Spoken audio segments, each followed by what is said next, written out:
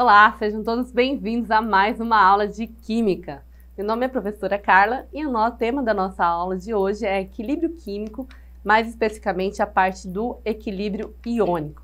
Então, o que é o equilíbrio iônico? É todo equilíbrio químico que vai envolver a participação de íons, né? Então, aqui a gente tem os ácidos, né, que são compostos covalentes que vão reagir com a água sofrendo ionização. Isto é, vai ocorrer uma formação de íons que não existiam anteriormente, né? Sendo que eles vão apresentar um único cátion, que é o hidrônio, que é o H3O+, que pode também sofrer ionização e ficar o H+, e mais uma molécula ali de água. Então aqui a gente tem o equilíbrio iônico para compostos ácidos. E aí a gente tem o equilíbrio iônico ali para as bases, né? Então as bases são compostos capazes de se dissociar na água, ou seja, vai ocorrer aqui a separação dos seus íons que já existiam, dos quais o único ânion é o hidróxido OH. Então aqui a gente tem, né, o hidróxido de sódio, que em meio aquoso ele vai liberar o Na+, que é o cátion, e o OH-, que é o ânion. Então, as reações de ionização dos ácidos e dissociação iônica das bases são reações reversíveis que podem ali atingir o equilíbrio químico, né, como a gente viu na semana passada. O equilíbrio iônico, né, ele vai estar presente ali no tratamento das águas, por exemplo.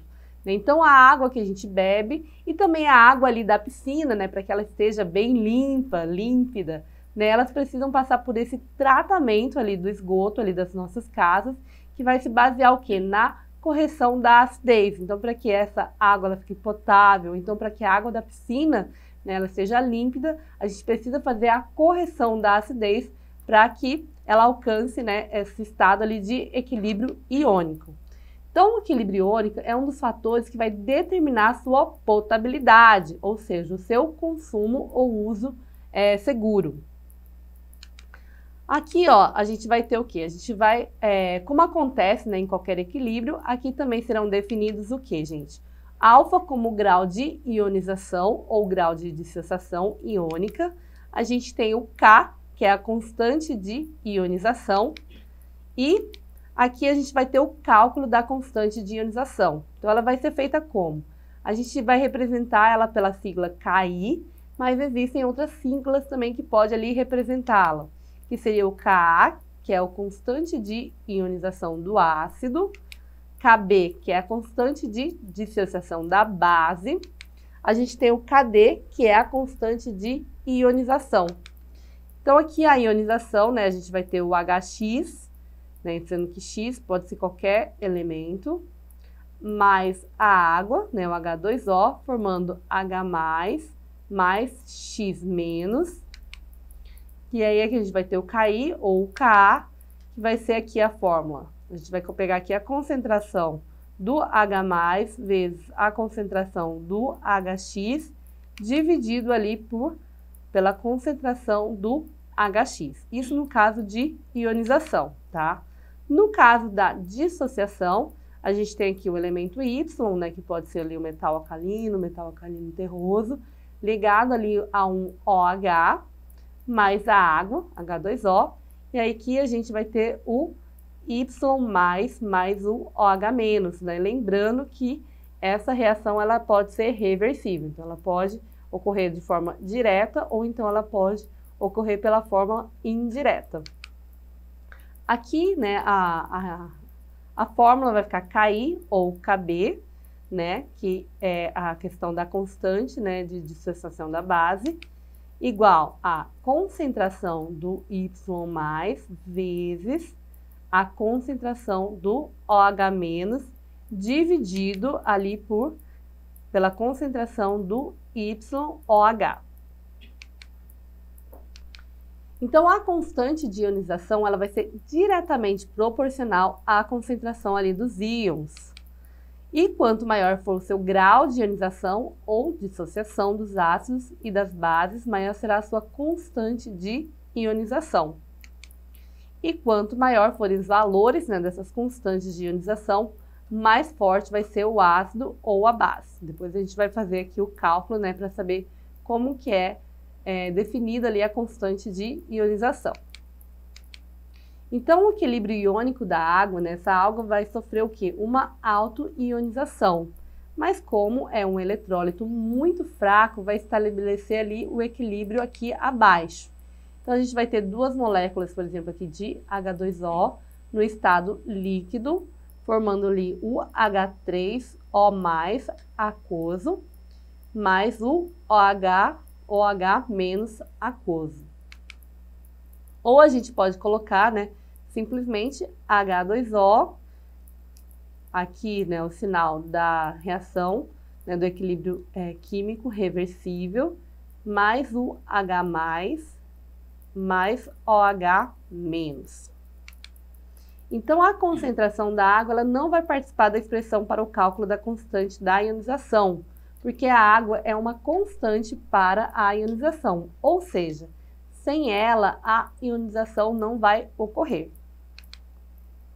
Quais são os produtos iônicos ali da água?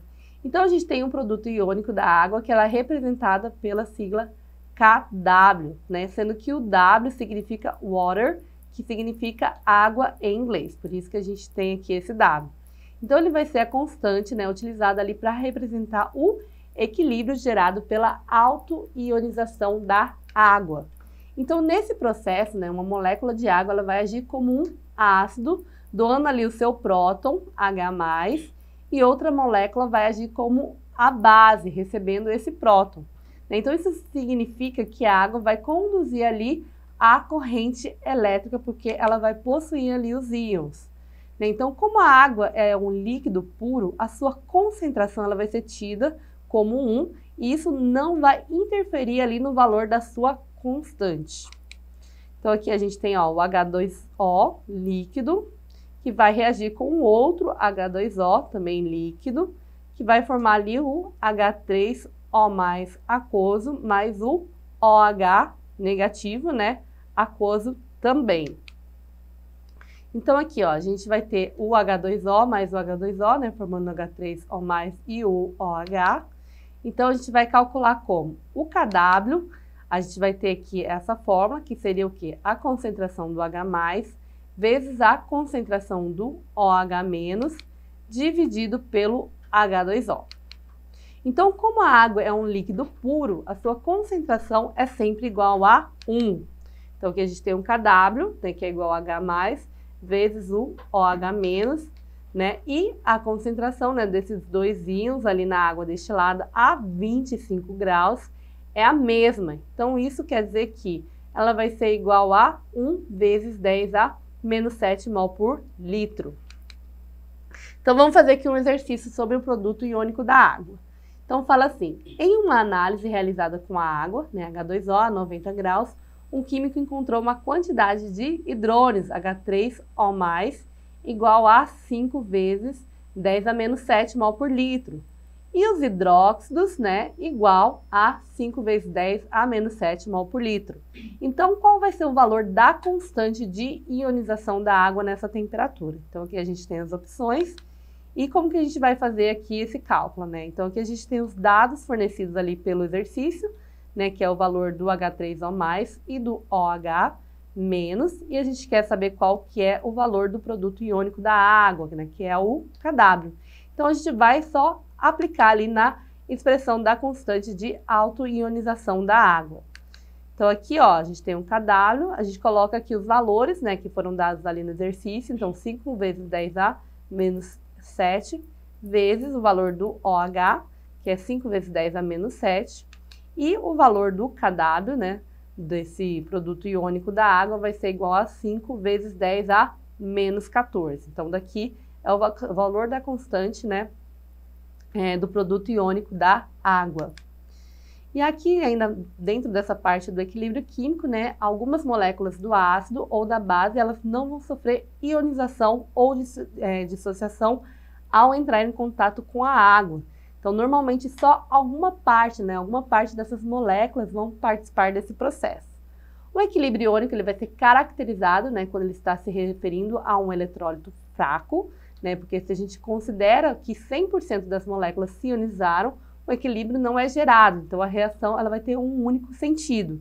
Então, no equilíbrio iônico, né, a questão do valor aqui da ionização, né, do grau de ionização, necessariamente tem que ser menos que 100%.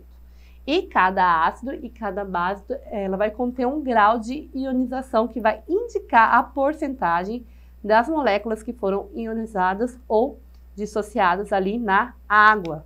Então aqui, ó, a gente tem o cálculo, né, como é feita a fórmula. Então aqui é o grau de ionização, que vai ser representado pela letra alfa. E a gente vai pegar aqui o número de moléculas ionizadas dividido pelo número de moléculas dissolvidas. Né? Então vamos ver aqui o exemplo. Então a gente colocou aqui, né, nesse recipiente com água 100 moléculas de HCl, do ácido clorídrico.